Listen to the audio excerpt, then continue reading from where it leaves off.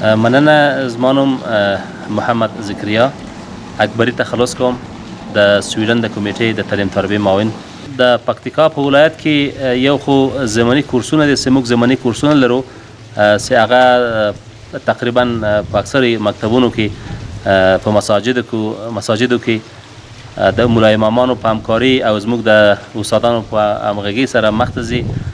نو یو خو هغه چې هر کال او د نورماله برنامه زمانی کورسونه دي، هغه نه جلا پرته رسمي لرنینګ کمپونه موږ پکتیکا په ولایت کې لرو چې هغه دواړه شرنې پورې مربوط، یو د پایندی کلا په مکتب کې او همدارنګه یو د حاجي بابا په مکتب کې دا دوه لرنینګ کمپونه موږ سخت کال جوړ کړي دي. نو دا لرنینګ کمپونه داسې یو رسمي زده کړه شکل نه لري چې موږ ووایو چې دوی به ارتقا کوي شاګردان، یا شاګردان به له یو صنف ته بل صنف ته ځي یا مشخص مضمونونه ورته تدریس کیږي. داسې نه ده. لرنینګ کمپ زده کړیز کمپ په نوم باندې یادیږي. دا یوه غټ کانسپټ ده چې هغه شاګردان چې د معلم او سرمعلم لخوا په تعلیمي کال په اوږدو کې دوی ارزونه کړي چې د شاګردان نسبت نور شاګردانو ته په درس کې ډېر تکرار نه دي او ښه نمرې نه دی اخیستی په پارچو کې، نو هغه دوی په نقشه کوي، په ګوته کوي، په دوم صنف کې، دریم صنف کې، څلورم صنف کې دا شاګردان تر پوښښ لاندې نیول کېږي او دا 50 تنه شاګردان په یوه صنف کې په یوه لرنینګ کمپ کې چې په دوو صنفو کې ویشل کېږي چې هر صنف 25 تنه شاګردان موږ لرو. له 2 تنو استادانو لخوا دوی ته زده کړه ورکول کېږي. د زده کړې هم داسې خاص مواد لري، یعنی قرطاسیه ورته ورکول کېږي او هغه اړونده یوه پکیج ده د لرنینګ کمپ په ارتباط باندې چې هغه پکیج ځانګړتیاوې لري.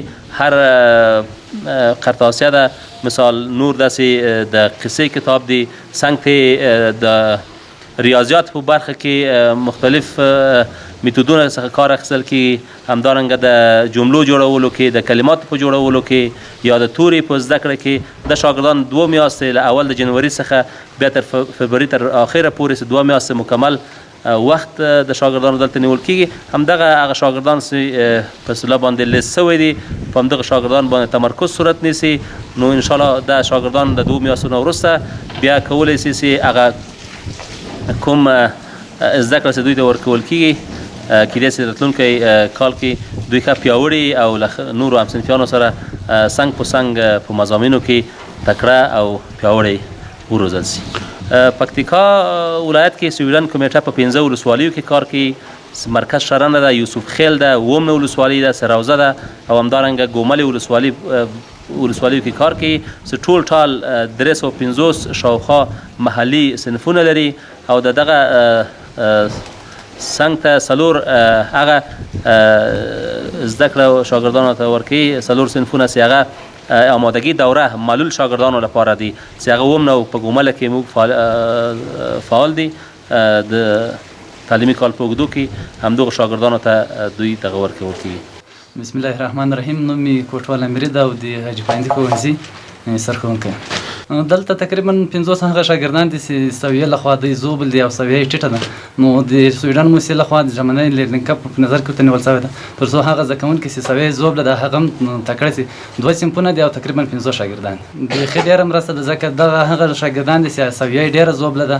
انشاءالله د راروان 1400 کال لپاره به دا شاګردان ډېره اماده شي او ښه ډول به زده کړه وکړي. نوم مې محمد برات د پکتیکا ولایت مرکز کرنې اوسیدونکی یم او د حاجي بابا په ښوونځي کې سرښوونکي په حیث باندې دنده اجرا کوم. دا تقریبا موږ خو 55 شاوخوا کې شاګردان لرو. 2 ټولګي مو ترېنه جوړ کړي دي او درسونه چې تدریس کېږي انګلیسي ده، ابتدایي انګلیسي ده، الفبا د پښتو ده او ریاضي ابتدایي ده او هغه شاګردان مثال پکې راځي کوم چې موږ شناسایی کړي یا پېژندلي مو داسې ضعیف شاګردان دي هغه مو ورته معرفي کړي دي او ډېر مؤثر ورته تمام سوی ده. مثال دغه 1 میاشت 1 نیمه میاشت درسونه د سویډن کمیټې لخوا چې دغه زماني کورسونه یا زماني زده کړیز کمپونه په لاره باندې اچول. موږ د دې سیمې چې کوم شاګردان دي د دولت اړوند هم دي او د موږ د سویډن کمیټې اړوند شاګردان هم دي. هغه شاګردان پکې نیولي دي مثال هغه په درسو کې ضعیف شاګردانو نو هغه مو ورته له دواړو هم د سویډن کمیټې محلي مکتب چې او هم د معارف لخوا چې کوم شاګردان دي هغه مو ورته معرفي کړي. دا خو زموږ په منطقه کې دغه اول د حاجي بابا مکتب کې دا لومړنی کمپ داسې دایریږي او فعلا خو د دغو شاګردانو لپاره ډېر مؤثر تمام شوی دی دغه زده کړیز کمپ، ځکه چې دلته یو څه تشویقي مواد د سویډن کمیټې لخوا ورکول کېږي، یو بسکوټ او مثال یو پاکټ جوس ورکول کېږي. شاګردان ډېر په مینه باندې راځي او خپل درسونه وایي، نو د دوی لپاره ډېر مؤثر تمامېږي. کوم شي کې مثال دوی ضعیف دي موږ کار ورسره کوو، ښوونکي وخت په وخت باندې سوپروایزر راځي، د سویډن کمیټې څارونکي راځي، هغه خپل تجربې ورسره شریکوي، مثال په کوم ډول باندې دوی مؤثره زده کړه کولی شي. انشاءالله تر دې دمه پورې ډېر مؤثر تمام شوی دی دغه کمپ.